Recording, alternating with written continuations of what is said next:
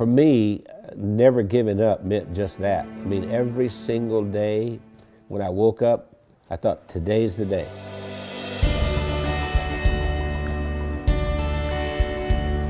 I was the second son in a sharecropper's family, and a sharecropper means that you don't own anything. I mean, you work for someone else who's the landowner.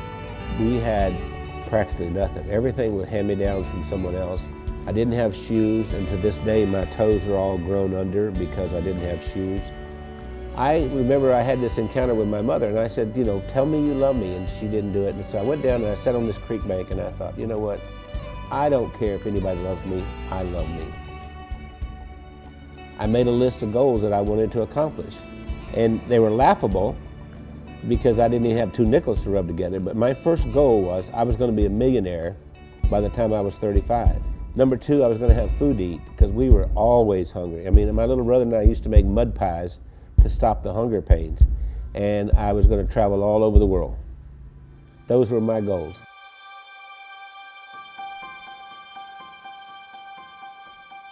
I've learned everything from working with Randy. I didn't know anything about business. I started out, before I met Randy, I was a teacher, a mathematics teacher. Well, I think we have a very good balance. Randy's really good in sales and telling the story and explaining why people need to have whatever it is that he's selling. And then he comes to me and says, Wendy, can we make it do this? And I have to get it done. We started working together, and we were together all the time doing things, and that we just, you know, couldn't be without each other. Yeah, once she got exposed to me, it was downhill from there. I mean, she could not last a day without me. That's probably you know? True. That's what the COO does here. Does hair? She preps me. Spit on it, honey, like you used to do. I never spit. We retired a few times. Did he tell you that? We've tried retirement 3 times, but we never figured out exactly how to do it because we've worked all of our lives. We took a year and we traveled around the world. Then when the decision of the day became, where are we having breakfast? I thought, we're in trouble. If I were giving you advice and you were meeting Wendy for the first time, I would tell you, don't get your feelings hurt if she uses her phone while she's meeting with you. Hey, Kim. Hey, Chris. Okay. I'll see you in the morning. All right. Bye. Bye-bye. I kind of feel like a triage nurse at a hospital. And every week I go in and I reprioritize. No, I'm not approving that. I think what drives Wendy is her desire to be the best and provide the best of service to everyone.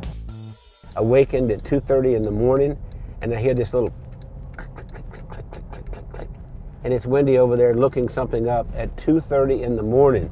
And I'll say, why aren't you sleeping? You can do that tomorrow morning.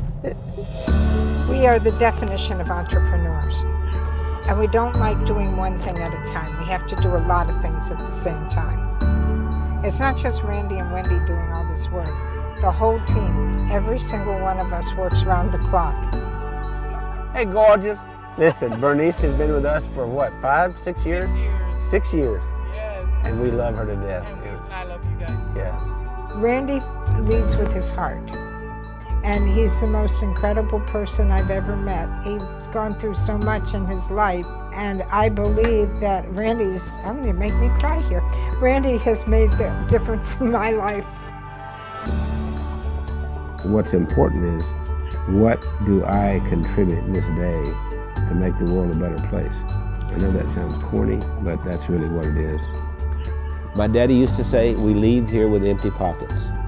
The other thing my dad said is that when you leave, you'll be accountable for 2 things. 1, how did you treat Mother Earth? And 2, how did you treat the people on Earth? I feel that I have found joy and that I've given joy, and I think there's a lot more joy that we can give.